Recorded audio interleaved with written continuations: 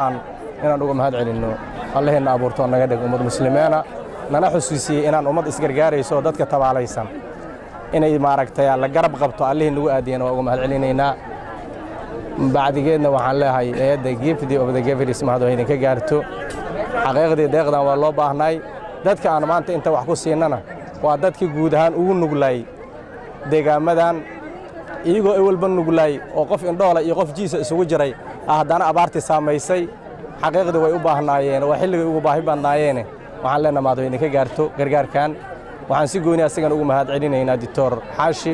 oo asaguna si shakhsiyana lacag kaash u siiyay oo dadku ku qaataan oo deegaamadooda ay ku gaarsiistaan oo xamaali ka dhigtaan si gooni asagan u baxshayna waxaan leenahay Ilaahay miisaankaaga ku saaro Ilaahayna ka abal mariyo xaqiiqdii guud ahaan deegaanada Hirshabeelle abaartu aad ay u saamaysay waxaadna moodaa gurmadku inuu aad u yar yahay marka laga reebo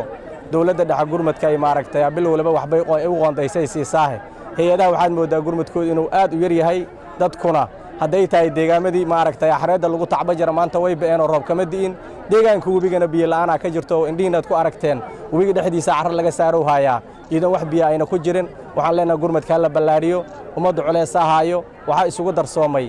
abaar iyo maaragtay cudur isugu darsoomay Ilaahay aan maaragtay u sheegaynaa Ilaahay cudurkana caafimaad ku bedelo abaartan Ilaahay aaran ugu bedelan leenahay Allah maaragtay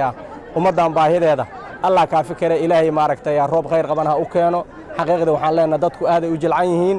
haday dunyada baabaaday wax dalagana awna jiran dadku baabaa asaguna taagan yahay waxaan leenahay cid waliba waxay awoodo cid caaw qoys hal qoys caaw cid maaragtay dibka u shidi karto yaan waxba maaragtay la saluugina hal loo soo gurmada dadka ummadda ku nool Hirshabeelle culeys badan ka jire guud ahaan ummadana loo soo gurmadaan leenahay insha Allah hadii la raali ka noqdo anaguna waxaan ballan qaadaynaa cid alla cid wax keento inaad sida indhihiina ku arkaysiin si nabadgelyo lagu gaarsiiyo oo qofta miskiinka ah qofta muxsinka ah wixii ay dhibatay meesha ugu tala gashay inay gacanteeda ay gasho oo si amni iyo amaana ay ku maaragtay qaadato aan ballan qaadaynaa hadii la raali ka noqdo aad iyo aad ay u mahadsantihiin maad oo idinka gaarta mar labaad mar saddexaad leenahay insha Allah waana rajaynaynaa wax badan aad ka qabateen deegaamadani gift of the givers inay iyaduna dadaalkeeda si